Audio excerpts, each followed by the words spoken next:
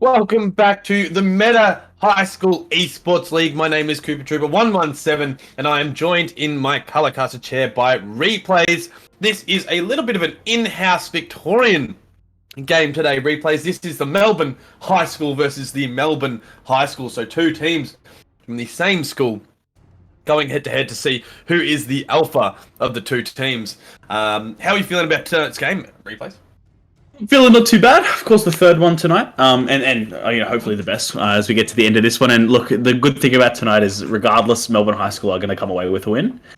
We've got the blue side, which is a slightly higher rated team on paper, and the red side, of course, who we got to see not last week, 2 weeks ago, in the same time slot, who came out with a very nice victory, despite having the inferior team composition. So we'll have to see how they go again this week. Look, I reckon we're going to see a lot of MSI picks by the drafts today. Not necessarily the right champions for these players to be playing, but Morgana Jungle especially recently has joined a lot of popularity, which is why it's sitting on the bench over there.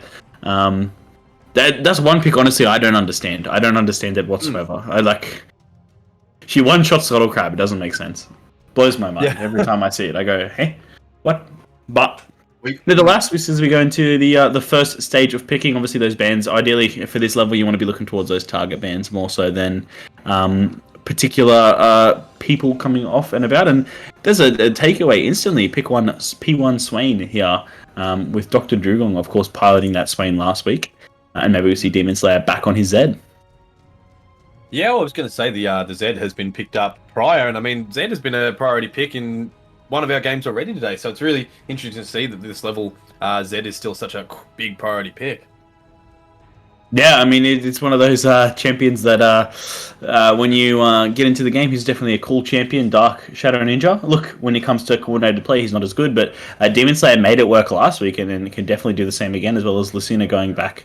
Of course, a very popular AD carry here is Kaiser, very strong, great mobility to assist in dive. It looks like we're going to go to Mordekaiser instead, so picking up that AP to counteract that Zed mid lane. Yeah, look, big pickups here. I mean, you've already chatted about it in the fact that obviously it's just going to be comfort picks, really, in these sort of things here. We got to see the Riven hovered and locked in. That's something you see a lot, not in the meta, I would say.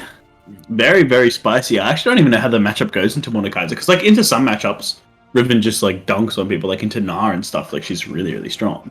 But into Mordekaiser, I'm not too sure how that goes. I suppose you'd be able to combo him, but I feel like he's just way too tanky, and because you have to get in so close and combo so hard to get the damage, he'll be able to pop his W shield and just, once he gets his passive up and going, it's going to be really hard to do damage back, unless it's called something interesting like Riven Jungle, because to be honest, we've got 3 champions picked in here. All 3 of them can go mid lane. 2 of them can go jungle, and basically all 3 of them can go top as well. So at this point, we have no idea what they're doing with their picks. Mordekaiser jungle, I suppose, then, and it will be Scion up in the top lane. I mean, yeah, it's interesting. I'm not sure how Mordekaiser jungle really goes. Phoenixy was fantastic last time we saw him on Idia. So I'm surprised they've gone away from that style. Again, I'm not really sure how you're going to punish these high mobility champions with a Mordekaiser jungle. I could see it working into super low mobility picks, but into these champions that, especially Echo and Riven, who have a lot of escapes, who I'm presuming are going to be the solo laners, and I'm assuming Swain's going to be down there in support. It's going to be very difficult to make something happen here on Mordekaiser, as the red side don't ban anything. They unfortunately didn't select one in time. Yeah, that's... I was just going to say, sorry, we could be looking at a Scion support here, Replays. That could be intriguing. I wouldn't mind that. It's not bad into the Swain. You'd have to make it work with... you could only really do it if you're doing some, weird off-meta stuff. I'm not sure how Scion support... I feel like at the moment, especially against the Swain, he's just going to have that range advantage and get the poke down onto the Scion. Sure, level 6, you can go for something, maybe something paired up with a Sivir, if you go Lethality Sivir, to try and just instant burst them. But if you're going towards Scion support, you're definitely opting for a very heavy early game strategy, because the Scion's just not going to be able to build up as many minions, but that Sivir does get banned out, so that option is off the table. Let's Zed support Scion mid. Some spicy stuff right there. Could be seeing some support, I mean, look, I wouldn't put it past these players, but with that Caitlyn over there, Dead jungle. This is just what's going Maybe on. not. What's going on here? Yeah. Maokai support. No. I haven't seen Ash work in a very long time. I mean, they could definitely go ahead and lock it in, but that's a lot more usual pick there. A Jin there. And countered up with the Vayne. Not a very favourable matchup for Vayne. Definitely more so in Jin's favour, but you need to pair Jin here with a really strong support that's going to be able to keep Vayne away. Because if Vayne gets comboed up here with something that's a little bit more aggressive, it could be difficult for Jin to kind of cut her out because she does have that longevity train where the Jin wants to go for those burst trades. So you need something that can help keep the Vayne at a distance. Something like a Nami's great, or even something with really easy to land CC like a Leona. Even Zac could be good in support, but obviously they've got basically 3 champions, Mordekaiser, Sion, Zac, that are basically rotating between all the roles. I'm hoping here, I'm assuming here they're going to go maybe Sion support, Zac into the jungle, and then Mordekaiser top, Zed mid, but we have to wait and see how they swap around. If that Zac is... Because I don't mind Zac support, I don't mind it. Yeah, I don't mind it. It doesn't have the hard CC that you need to stop the Vayne from coming in. That's the only issue I really have, and then Let's Bounce really doesn't help anything that the red side comp wants to do. It's a very funny composition. These champions don't really work together. Whether on the blue side here we have a slightly more cohesive team composition. Obviously a lot of dive, a lot of heavy dive, with Vayne as well loving to get into the action. And I suppose you're just the protection for the Vayne is basically everyone's going to be jumping in, that there's going to be so much confusion you won't be able to target her effectively, which is not bad for a Vayne, to be honest, especially with her ability to jump out of targeting. If you're trying to auto her, could be a little bit more difficult, but with that Zed there, she is going to have a tough time trying to avoid that assassination attempts, because there's really no one else that he can go for, and the Echo does hard counter Zed as well. It's going to be really difficult to get for Zed to get a solo kill on this Echo. I mean, at all, unless he basically runs it down level 1, which could always be an option. I mean, it could always. It's high school, you never know. But look, we're gonna give these players the benefit of the doubt and assume they're not gonna just decide to go for a level 1 trade under enemy tower. I'm interested to see how Phoenix is going to go here. You've already mentioned that he had a really great game on Udyr 2 weeks ago, and Mordekaiser is such a different pickup here. Definitely is quite different. Obviously, that AP jungler kind of whack picks is something that is becoming more and more popular, and it does definitely depend on. I'm not sure how, especially into something like Sejuani. I feel like there's just too much mobility to make this Mordekaiser work. And I feel like there's not enough economy in the jungle to help him really pop off. He would have done much better into that Riven matchup, I think, than the Sion would have done, since Riven does have the ability to quite easily dodge away from most of Sion's abilities, considering she's got a lot of, not high mobility, she's a high mobility champion, but it's not like that. It's not large dashes, it's more those little dinks, which is exactly what Sion hates, those little slight movements, because once you use any of his animations, you're kind of locked into one direction. Where the Mordekaiser is a little bit quicker on the reaction, so it's a little bit hard to dodge, and they're a bit wider as well than Sion's abilities. I mean, his Q's wide, but his Q is such a dedicated area that Riven will always be able to, basically every time he charges it up, it's kind of one of those Shen type things. Sion sucks against champions with quick dash CC. So Shen is like one of the hardest counters to Sion. Riven's a great counter, of course, because he just dashes in, stuns the Sion, and then gets to full combo him for free. And it's going to be quite a difficult matchup for Karakep to actually navigate, especially if this Riven's a competent player with good mechanics. It's going to be very, very difficult to navigate around the Riven's combos and damage abilities. Yeah, 100%. The other thing I was going to touch on as well is this bot lane matchup with obviously the Zax's slingshot is quite a big build-up, or it can be. So looking at Clarky to really stop that with his claw. But we are going to take a very short break. Maybe we'll jump back into the game. But please do not go anywhere. This is Melbourne High School versus Melbourne High School up against each other. A little bit of in-house scrims, you could call it. But don't go anywhere as we get straight into the game up next.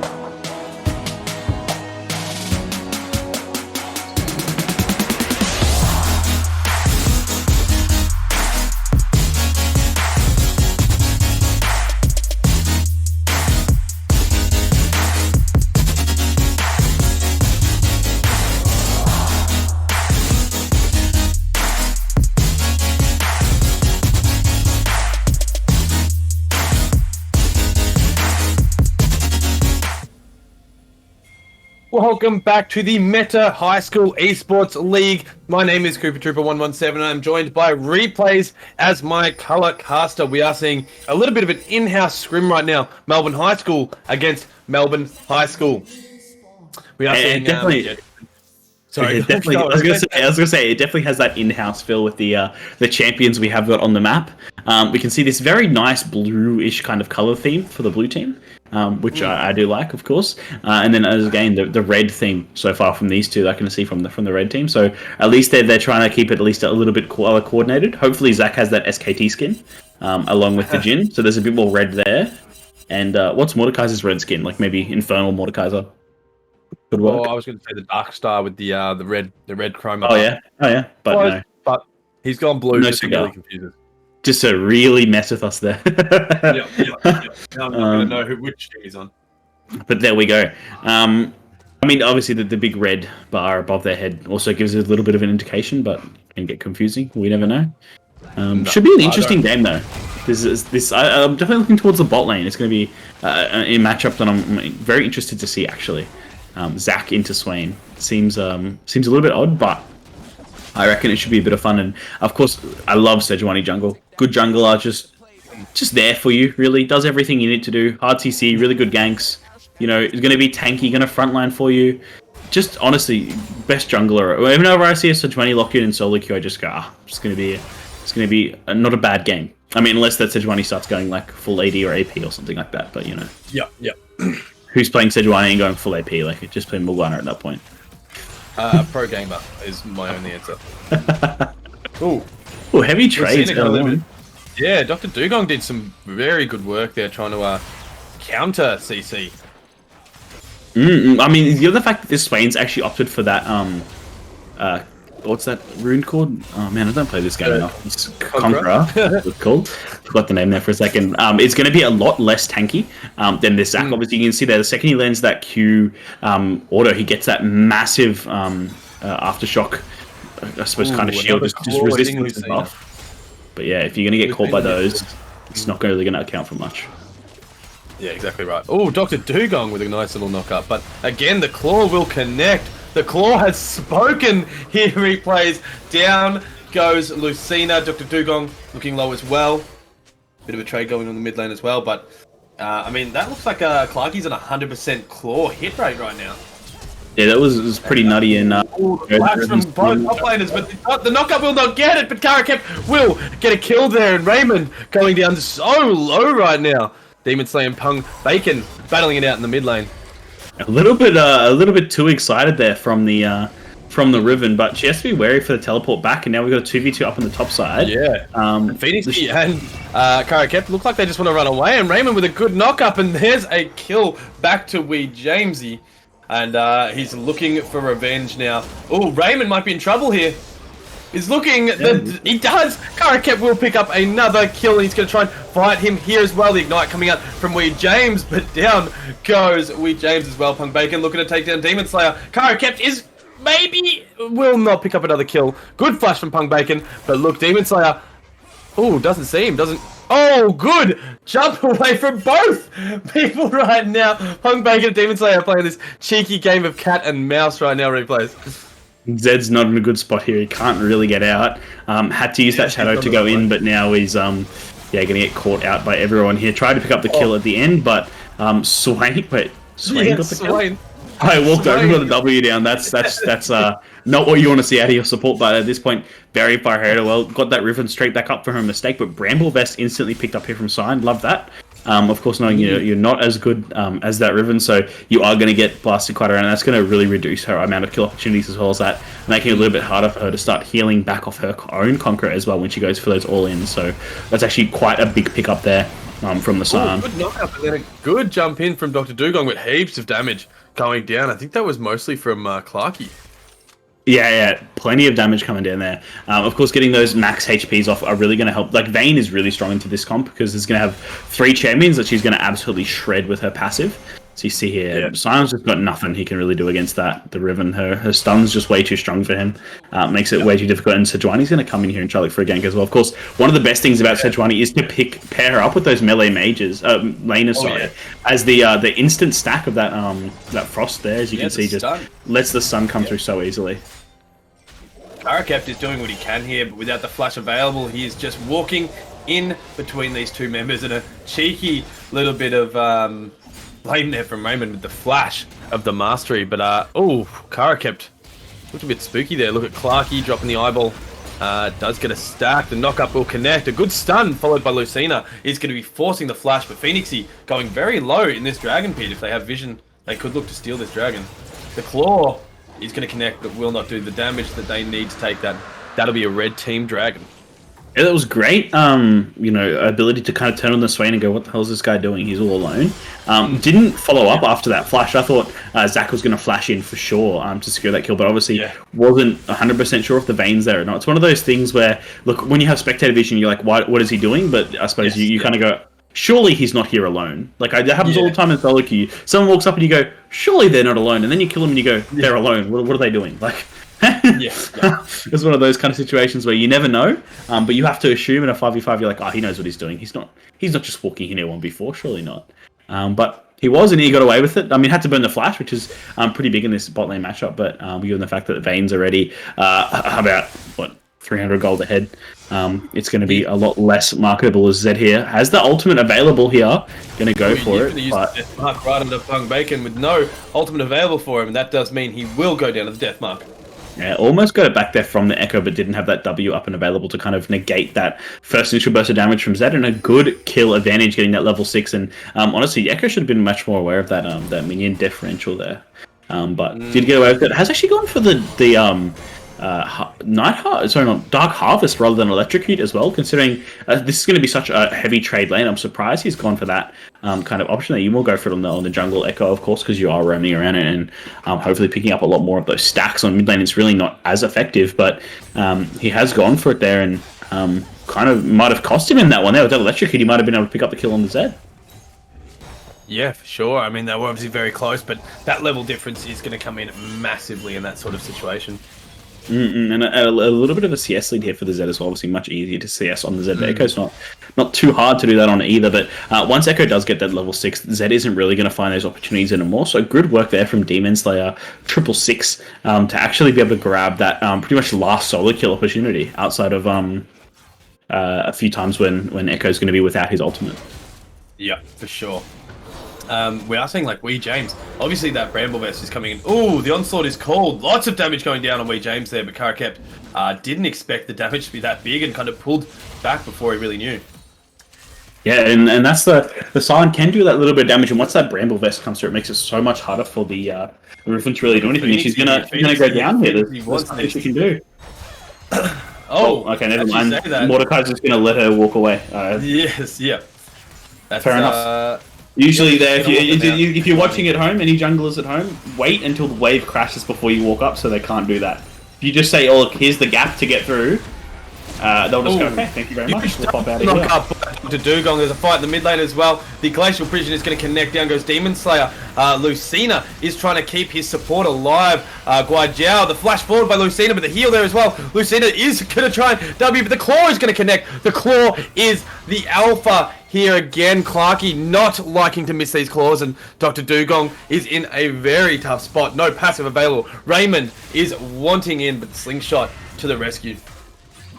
Yeah, from Lucina there, a little bit too anxious to kind of pull the trigger. What you should have done is waited for your Zac to respawn and then look for the re-engage. It's a little bit hard to come in 1v2 in the bot lane unless they are both literally like one hit away and you could combo a grenade or something on a Jhin, especially on a Jhin where you haven't got that constant autos. When you got something like a Kai'Sa that can jump in with the ultimate and then, put some instant burst damage down with the Hail of Blades, it's a little bit different, but the same here is Echo really not showing Zed much respect. Yeah. Oh, he does use the mark. Not a heap of damage going to come out on that, but Phoenix is still available. Punk Bacon, no credit break. The flash from Demon Slayer is looking. Shuriken will miss. The flash Q from Phoenixy to just absolutely decimating smash that Echo back to the fountain. Very, very little respect there shown by the Echo to get caught out once again by a heavy Z trade. Just yeah, a little bit. Obviously, this blue side thinks they're a little bit higher rated and not giving the red team, the red team, the respect they deserve, and it's coming up into something where it's a little bit meager, and they still have quite a big gold lead, mostly through that bottom lane there. But I mean, it is getting they're keeping the red team in this game. Which it's all credited as well to the red side, obviously lower ranked team, but yet they're taking their opportunities as they can. Obviously, these two teams have a lot of experience against each James popped the ultimate here. There's no Raymond available. Wee James just kind of throwing himself there. Flash used. The onslaught used as well, and he's going to miss, but now Kara Kept is in a heap of trouble. Raymond with the flash knock up, but not going to be able to get there as Flash saves Kara Kept's life. The claw is back. It does connect with one. Ultimate being called. Lucina cannot do a single thing, and Slingshot to safety. Yeah, we call that top lane exchange there. The top lane is getting a bit bored in the 1v1. Oh, look at the Glacial Prison into this stun from Pung Bacon, and down goes Phoenixy and Kara Kept. You've walked into what is looking very deadly, but he's going to be able to walk out. I might have said that too early, but I think Raymond's just going to let him out. Yeah, that was really well coordinated there from the blue team. Of course, not going to be allowed to back and could potentially get dove here, but Riven has gone back. Does have the TP available, so she might pop straight back into that ward if they're going to delay this back for one more second, and Echo does do it. So if this teleport comes in, could be a little bit dangerous with 3 members red, and the Sejuani has backed off, so Echo's going to be a little bit careful. Demon Slayer with the death mark available isn't going to pull it just yet. Dr. Dugong just didn't get there in time, but I think Demon Slayer's just going to have to let him leave. He's a little bit too fast. Sejuani might get caught out here by the Zac, but it is only a support Zac, but does have friends close by. Does have his Sunfire. I'm not sure if we'll be able to grab this one. Wee James is there. Pung Bacon, they have no idea that Echo is there. There's the Swain getting the slow as well. But I think that's an easy little Rift Herald there to the blue side. Yeah, good job from the red side to kind of group up around it, and sorry, good job of the blue side to group around it and force them off. As Zed's going to get caught out. And the passive from Swain there, pulling him straight into it as well. Yeah, well done there. A little bit of combo. You can see that hard CC does get comboed quite easily. That's why Sejuani is just so good. She just works with everyone. You know, it's just a fantastic champion. There's not a champion you wouldn't want to play. Like, is there anything Sejuani doesn't work with? You're trying to think of a team comp where you just don't. Where Sejuani's like just full not mages. good. Just a team of full mages because of the. But even then, yeah. Still alright, you know. Like, yeah, you can combo the CC quite easily. She's just very, very decent champion. Even against full mage, just stack a bunch of AP. Look at this fight on the top lane replays. It's just this prolonged fight of these two alphas, but Dr. Dugong taking a bit of damage there. Do they know Phoenixy's there? It doesn't look like the ult is available for Phoenixy. He's not going to use it though. Dr. Dugong taking a little bit of advantage, but Gua Jiao is still absolutely decimating this team. Phoenixy and Gua Jiao are in the ult. The Death Trail Bakara kept, and Wee James is fighting the top lane. Heaps of damage coming out from Clarky there as well. Both going to get hit with the claw as well. Oh my lord, Lucina does not like the claw. Kara kept going to go down to Wee James as well. Can he use the speed boost to get it? He will pick up a kill in the top lane as well. As if she walked in for the stun, just keep cutting out there. But I mean, this top lane matchup is one of those perfect examples of, look, all my Dariuses or Rivens or like literally Aatrox, Jace, you go down, if you solo die, like in the early game, just buy a Thornmail, buy a Ninja Tabe. Or if you're against Rumble Mordekaiser, buy Magic Pen, Magic Boot straight away. Buy another Magic Medal, even 450 gold, sell it later. Like, it's so good for laning phase. You just buy that little bit of instant resist because they don't have enough time to chunk through you. So you just, obviously on a Scion, like, you're going to build these items anyways, but do this on any champion, and it just makes it so hard to lane against. Literally any champion. If you're struggling early game, just build some Tabai. Like, Ninja Tabai is such a good item. That was a good chrono bake from the Pung Bacon there to really get rid of that death mark. But look at the stun coming out from Wee James. He said that the eyeball from Swain could hit. Demon Slayer's looking, but Swain is ready. Wee James could be in a bit of trouble here. Lots of slow coming out. Use the Prowler's Claw as well to get right on top, and Demon Slayer will secure that one. Rift Herald in 3 minutes. Oh, was that the onslaught? No, I thought the onslaught was used there and was stopped. No, there's just the W pop from the Scion. But as you can see there, Riven trying to go for that trade on sign, but just way too tanky. Has that bit of anti-healing as well, so Riven can't even use the border and get back towards it. Huge two-man stun. Phoenixy is there, but Demon Slayer's in the back line. The slingshot will not connect. Phoenixy in the back line trying to fight Clarky. Lucina there as well. Punk Bacon is going to go down. Raymond looking very low. Dr. Dugong with the let's bounce and the knock-up ready for the straight onto the teleport. The ultimate curtain has been called. Kara kept trying to stay alive. Clarky doing so much damage, and James doing heaps as well. So Dr. Dugong looking very low. Lucina trying to do what he can in the back line. Phoenixy still alive. Dr. Dugong very low as well. But he's going to go in and is going to get that. Kara kept taking down Clarky in the back line as well. This Scion pick is massive here, replays. Tanks win games. I don't care if you're in bronze, silver, or gold. If you're debating between picking up choosing something like a Scion or something like a Riven or a Fiora, just pick a tank. They do equally as much damage, and you have such a high win rate because you're less likely to die. Just pick a tank. They do the same amount of damage anyways. I mean, if you pick someone, even if you do die, you still get kills. You still get kills. That's the go. Such a great champion there. So easy to stay alive. Can take so much damage. You can see it as well. The double Bramble Best from the whole top side has really stopped Riven's ability to get rolling and get damage in, and makes it so much harder. For Riven to really get involved and do anything. That whole fight there, Riven, could have cleaned up. There was 4 low-ish health bars, got a couple kills, but because of the grievous wounds being applied, just wasn't allowed to get that Conqueror or Gore Drinker really working. Glacial Prison is going to miss there too. Yeah, that's 2 big ultimate or 2 big abilities used to try and get that Zed when he had that Shadow up and available, but well and truly escaped there from Demon Slayer 666 666. Big dog. 6. We are seeing blue side still with quite a big gold lead, and Kara Kep is being jumped on right now by 2 other members, and he has no idea. The onslaught is available, is used straight into James, and that's just not going to be enough where Clarky can stop him from moving. The flash is called there, which I think is a bit of a waste. He's definitely going to die, but James is looking very low. Can they see him in the claw? He's going to come back. Doing a heap of damage though. Guai Jiao is going to get the demon, so the death mark put on him. This could be enough. It will be. Demon Slayer with a heap of damage to try and outplay poor Guai Jiao. And look at Punk Bacon really wanting this kill. He isn't going to be able to get it. The time winder there. Here's a blast cone. Ooh, a good dash from Punk Bacon, and 3 members of this team don't really want to keep diving. Just enough to get him. Shouldn't have thrown that Cure. I would have got him a little bit quicker, but that's alright. Players don't realize that when you throw an ability, the animation actually slows you down and stops your character movement. Yeah, could have been a little bit more efficient on the chase, but did get there on the Zed in the end. Very slippery character, of course. To jump back to the ultimate, but now big advantage here from the blue side, and they'll start attacking away at these clouds. And the one thing that hasn't really come into yet is the Vayne.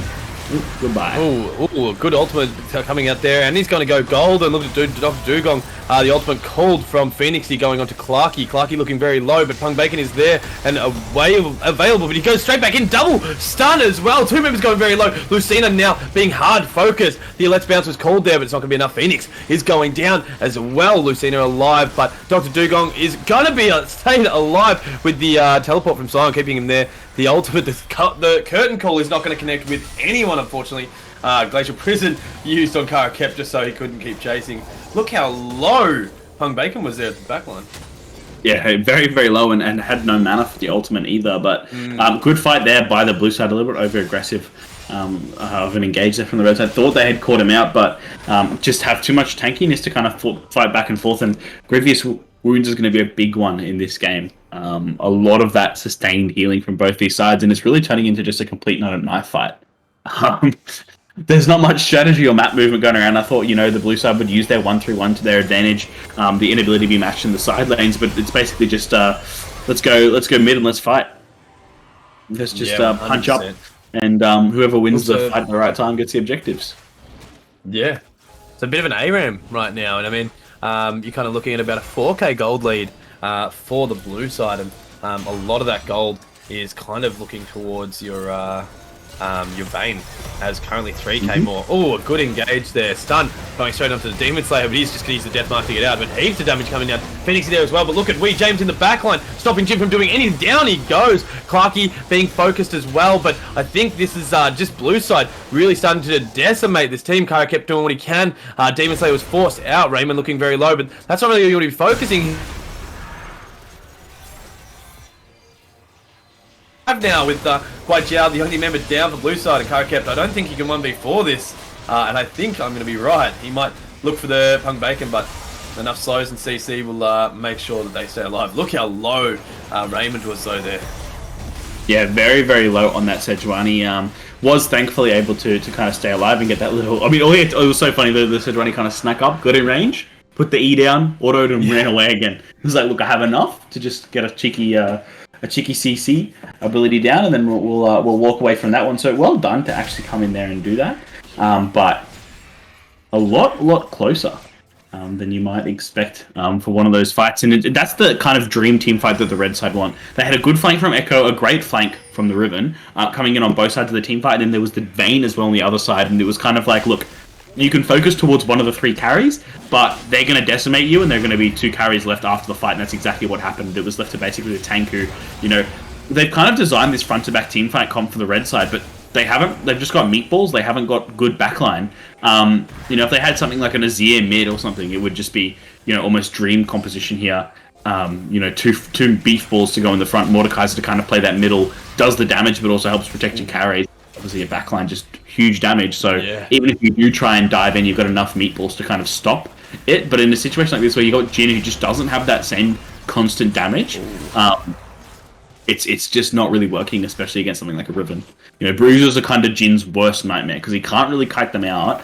He wants to play against squishies that he can kind of blow up. He doesn't work that great against tanks either because he just doesn't have that rapid rate of attack. And if you're not going to go for another, if the enemy team comp is going to have something that's not just squishy targets, you need.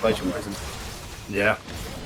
Yeah, Ellie missing that would have been a bit disastrous there from Demon Slayer if he got fought out. But that mid lane at tier 1 does get raised, and now they're going to really starting to break open this map here. Replays. Yeah, most definitely to see another fight in the mid lane. He is going to be able to use his ult there, going golden as well in the middle of the fight. Phoenix going very low, but look at the back line. The slingshot going to be cold as well. Lucina was nowhere to be seen, and Karakept is going to go down as well. That's 5 members of blue team still alive, and Demon Slayer, Dr. Dugong just going to have to run back to base with their tails between their legs. Yep, the classic ARAM, which is kind of funny considering I'd say red side's comp looks more like a composition you'd actually see in ARAM. Yeah. But the Summoner's Rift change means ARAM doesn't really hold up here. Demon Slayer. Oh, and that was a wild just throw there. I don't think he knew that's where Demon Slayer was backing. No, I don't think he did. It was just so lucky. I think it's probably going for the blue buff and it was kind of a bit of collateral damage there. But in the end, Demon Slayer just barely getting out of that one. Wants to get out of there, but will not be allowed. Wants to go back to My Hero Academia. Yeah. I don't even know if I'm gold lead. Look at this gold lead now. You're kind of looking at about an 8k gold lead, and you're looking at about 3k of that still on Vayne. You're looking for another 3 on the Swain. I mean, some huge differentials coming out here, especially in that bot lane. So, pardon me. Which is kind of funny because when you look at scoreboards, you don't go, "Oh, it's bot diff," but it kind of has been. Going straight back into Phoenix. In Phoenix, you're not going to be able to stop that. Demon Slayer now stuck between a rock and a hard place, and Guajiao is there. The death mark is going to be used. Good condemned to stop him. No damage is really going to come out there. He's going to be able to jump back, but that just means Guajiao's arrow will follow him to his death. Yeah, and it was one of those, look, I can maybe kill the Vayne, and then halfway through realised, oh no, I can't kill the Vayne. She has the Phantom Dancer, has the Kraken Slayer, just has a little bit too much damage to kind of punch back before Zed can pop her down. And, that Phantom Dancer is such a strong 80k item at the moment. With the Vayne, she still go Rage Blade, or no, I probably wouldn't anymore. Hey, you'd rather have that crit, so what you're going to go IE next, BT maybe, a bit more sustainability, maybe GA this game. If we get that far, at least, as we can already see the Siege coming out. Vayne is going to absolutely shred through that Baron with the Kraken Slayer plus her passive. Riven here, of course, that's where she needs to be in the side lane, just being a nuisance. No one can really match her at this moment other than the Scion. And then if you send the Scion there, then Echo's just going to run rampant the other side lane. With this Baron buff, I really want to see him execute a nice 1-3-1. That middle 3 can kind of push it to the tower, siege there for a little while, don't really go too hard, pull back, grab this dragon, and then come back on the map, and while they're either defending the dragon or defending that mid lane at wave, you'll be able to pick up one of the 2 side lanes as well, or get that dragon, of course, for absolutely free, which is definitely good enough. Yeah, I don't think we will, I'd just like to see it.